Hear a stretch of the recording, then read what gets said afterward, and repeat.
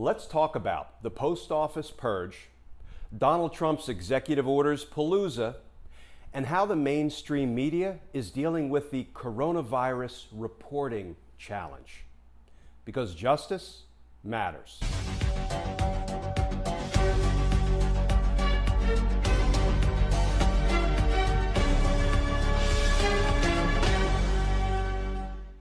Hey all, Glenn Kirshner here. So a lot of developing news stories. Let's take on some headline hits, and let's start with the Post Office Purge. So big dollar Republican donor Louis DeJoy was named by Donald Trump as Postmaster General, and we now see why. It's because he has gone about trying to slow the delivery of the mail in an obvious attempt, a transparent attempt to interfere in the upcoming election. So on Friday, Louis DeJoy purged about 24 members of the postal leadership from their jobs. Let's look at the headline. First of all, Friday night massacre at US Postal Service as Postmaster General, a major Trump donor, ousts top officials. And in case there is any doubt as to why he was doing that, this reporting from the Washington Post. 23 postal executives were reassigned or displaced, the new organizational chart shows. Analysts say the structure centralizes power around Louis DeJoy. Surprise, right? So what can we do about it? I suggest we need a double-pronged attack. We need to fight on two fronts. The first is Congress. Congress has set an interview with Louis DeJoy for about a month from now, sometime in September. Can I suggest that instead you prepare a subpoena for the testimony of Louis DeJoy, you give it to the Sergeant at Arms tomorrow to be served on Louis DeJoy? I would hand serve him. I probably wouldn't rely on the mail. And set the hearing date for Wednesday. Give him 24 to 48 hours notice, and then put him under the hot glare of the congressional lights, televise it, and let's get to the bottom of this. Let's expose what is really going on here.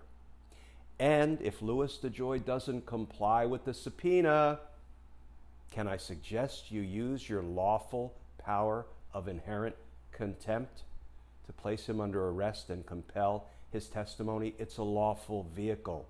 Please use it. The other front on which we need to be fighting is in the states. Think about this. If Louis DeJoy announced that he has directed the Postal Service to only deliver the mail to registered Republicans, that would be unlawful. Right? That would be illegal. That would be actionable in court. Well, what he's doing by intentionally slowing mail service in advance of a national election in which mail service will be more important than possibly any other election in our nation's history because of our national health crisis, I contend that's actionable. He's depriving the citizens of all 50 states of their right to participate safely and fully in the national election, to elect their state representatives that they will then send to Washington. It's actionable. And every state attorney general should be flooding the courts to address what we see going on here by this runaway, corrupt Trump administration and his nefarious Postmaster General.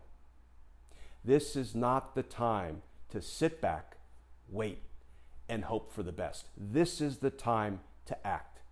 Congress needs to act, and all 50 states, the attorneys general, the governors, the state legislators, they all need to act because we need free, fair elections, not a Postmaster General who is determined to interfere with them. That's headline hit number one. All right, headline hit number two, Donald Trump's executive orders Palooza.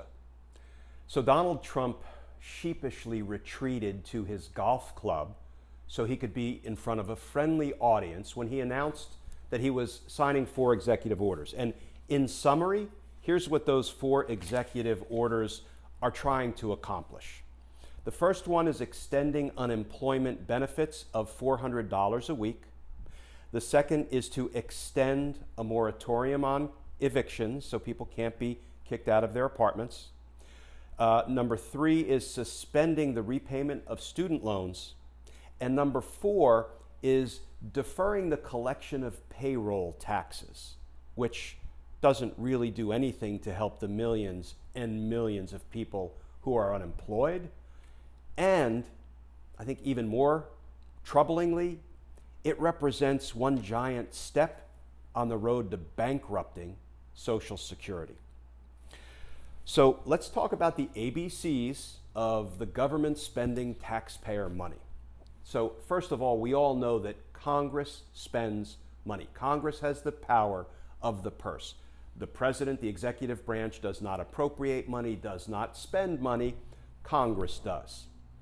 So a president does have some limited wiggle room to maybe move money around during a time of a declared national emergency, which we're in right now, but the president doesn't have power really to spend our taxpayer dollars. Now, some executive orders may be lawful and others are almost certainly unlawful. For example, if the president wants to delay the repayment of student loans, obviously federal student loans, the Department of Education probably has some leeway to make that happen. So that's an executive order that may very well be lawful. But the president doesn't have the lawful authority to say, I'm giving everybody $400 a week in unemployment benefits, right? That's spending money. That's up to Congress. Here's the thing. These executive orders are really not designed to help the American people, because even Trump said, well, I'm sure I'll be sued as soon as I sign these executive orders, and I'm hoping he's right, because he should be sued. These executive orders are a cynical attempt to back Congress into a corner. Nobody puts Congress in a corner. Because think about it, if Congress brings suit to stop the president from, for example, giving everybody $400 a week in unemployment, that makes it seem like Congress is doing something to harm the American people, depriving them of the money the president wants to give them. But I suggest that's not the way you should look at this. The way we should look at it is Congress needs to sue to protect and preserve and promote the rule of law. They can't let the president act beyond his authority, even if it sounds like what he's trying to do would be good for the people. So, there may be a political price to pay for suing the president to stop him from trying to enact unlawful executive orders, but, suing to preserve and promote the rule of law is priceless. So Congress should sue to put a stop to the unlawful executive orders Donald Trump signed. And remember, there's precedent for this, because the House sued the Obama administration when the Obama administration enacted the Affordable Care Act, so-called Obamacare, because the House believed that it represented, at least in part, the executive branch doing something it wasn't entitled to do, spending money, allocating taxpayer dollars. So Congress, you need to step up, you need to bring suit, you need to shut the president down in his cynical bid to fool the American people. That's headline number 2. Headline hit number 3. How is mainstream media's reporting about the coronavirus setting up an opportunity for Donald Trump? And here's what I mean by that. It is wall-to-wall, 24/7 reporting about the coronavirus and whether there's going to be a vaccine. And I understand that, and it's expected, given that we are all struggling right now, one way or another, whether we're sick personally, our family member is sick, a friend is sick, a community member is sick, a neighbor is sick, or we've lost our job, or we are telecommuting, teleworking, struggling to homeschool the kids. We are all struggling right now as a result of this national pandemic. that is a result of Donald Trump's incompetence or abject neglect. However, if every news story all day, every day is about the coronavirus, and we are not paying enough attention to the crimes, abuses, and corruption of Donald Trump and company, like the Postmaster General engaged in a Friday night massacre by removing 24 of the top leadership of the Postal Service to consolidate power in an effort to obviously do Trump's nefarious bidding by interfering in an election. If we neglect to stay on top of these stories, if they go unreported or underreported, and our entire frame of reference is the battle against the coronavirus, what will happen come election time? Can I predict what will happen? 1 week prior to the election, Donald Trump will step to the cameras and announce too much fanfare. Under my leadership, the medical team has found a vaccine to the coronavirus. I am your hero. I am curing everything that troubles you, because everything that troubles you 24/7 is being reported as the coronavirus. So you can thank me by going to the polls and voting for me. That will be untrue, of course. There will be no vaccine, but Donald Trump, always attempting to fool the gullible, will say there's one. Then, of course, after the election, a week or so down the road, he'll say, well, I was given some misinformation, but it's coming in 2 weeks, right? And if our entire frame of reference is the coronavirus, and we're not staying laser focused and fully reporting on all of the crimes and abuses and corruption of Donald Trump and Mike Pence and Mike Pompeo and Bill Barr and Louis DeJoy, then we're giving Donald Trump an opportunity to mislead the voters in the run-up to the November election. That's just my humble opinion. I don't set the agenda with respect to what gets reported, what gets focused on, but that's the way I see over-reporting of one story and under-reporting of all of the other crimes and abuses of Donald Trump and company.